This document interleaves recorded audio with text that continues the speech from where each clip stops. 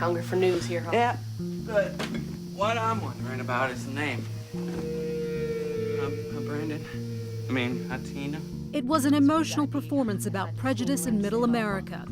Brandon, I invite you into my home and you expose my daughter to your sickness. A real-life story about a transgender youth trying to find his place in life. No, Lana. If you are a lesbian, you just need to tell me. John, I'm not. And a role that would sweep Hilary Swank from budding film star to Oscar-winning actress. I didn't think of anything like this at all. I was just involved in the movie for the importance of it. Your nose is broke. Dang. Fix it. I can't. You can fix it. She again snapped up a statuette for playing Maggie Fitzgerald opposite Clint Eastwood in his 2004 boxing film $1 Million Baby. Please, Frank, if you can stop the blood, I can beat her. It would be her second Oscar from 2 nominations, making the Nebraska native a firm fixture in Hollywood. To the Hollywood Walk of Fame, Hilary Swank, right here. When I walked these streets and saw these stars, never in my wildest dreams did I ever think that I would see my name right here. Welcome to Talk Asia. Thank you so much for spending a few minutes with us here in Hong Kong. What was it about acting, do you think, that allowed you to just feel like you were breathing? That's a really good way to put it. I think for me, I love people. I love people, and I love what makes us similar, and I also love what makes us different. I think the idea of really honoring another person's difference is important, especially now more than ever. So when I would watch a movie or read a book, or in the beginning I started in theater, I would relate to these characters and learn something more, not just about the world and other people, but about myself, because innately there would be something in that character that, you know, that I either hadn't explored in myself or that I wanted to explore in myself. So it's just, it's enriching my life in so many ways I can't even explain. How do you still feel when you walk on set first day? Butterflies, always. I don't sleep the night before. It's like the first day of school. It's the only thing I can compare it to. You know, the night before you don't sleep, and you hope that you're going to get along with everybody and that everyone's going to click, and you know, you're going to have a great collaboration. In the world of Hollywood, is being tough enough?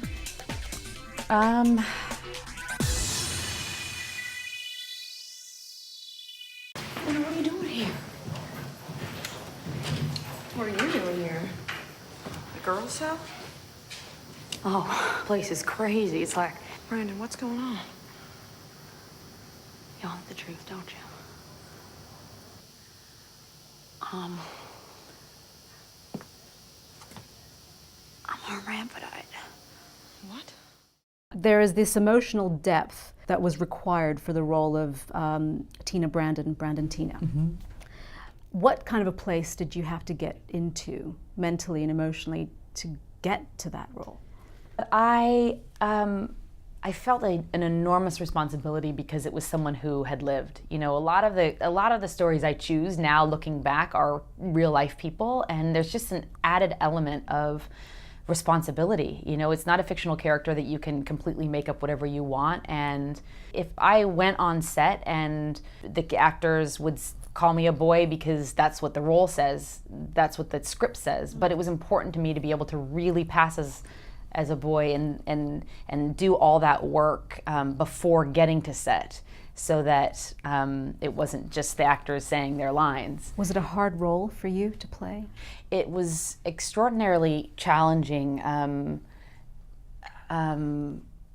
because I think I was able to recognize how difficult and challenging it is to walk in this world as someone who people can't quite define. There's this one scene that I think a lot of people will know and remember, where Brandon is forced to strip, Mm-hmm.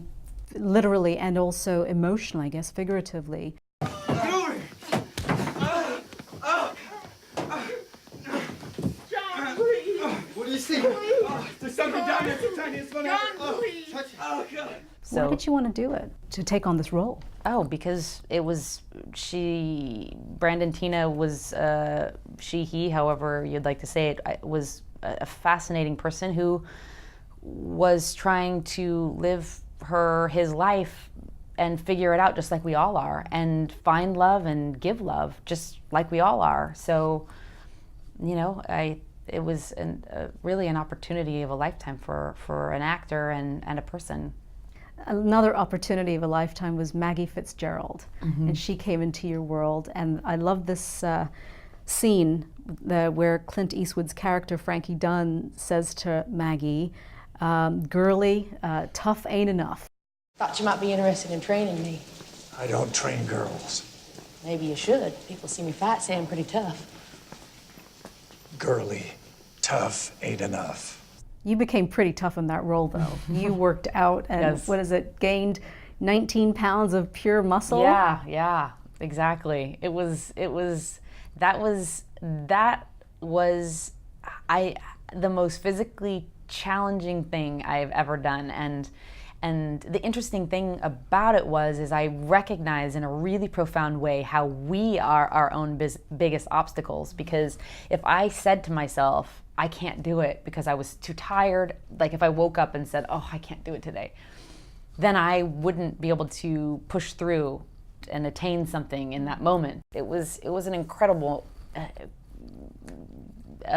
physical transformation, but also working with the great Clint Eastwood and Morgan Freeman was a dream come true. I could bet. These are legends, iconic legends in their fields. And what did you learn from them? What kind of wisdom did they impart on you? I never went into my trailer. I just sat there even when I wasn't in the scenes and just absorbed like a sponge from both of them. Watching them, observing them, they make it look so easy. I've read somewhere that you've learned, because of the work that you do and the acting that you've done and the roles that you've chosen, it's given you a perspective on life that you probably may not have had had you not picked those roles. Absolutely. What have you learned about yourself through those roles that you've portrayed? I've learned many things. I think one is that I continually learn that I need to be less judgmental. I think I'm not, but we all have our own judgments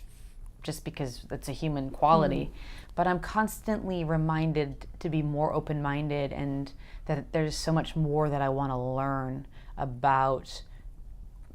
I know it keeps coming back to this, about different ways of life, and we're all flawed, and no one's perfect. And I think that the image that we are perfect is one of the most detrimental things that we can put out there, especially for young women. I read somewhere that growing up you felt like an outsider.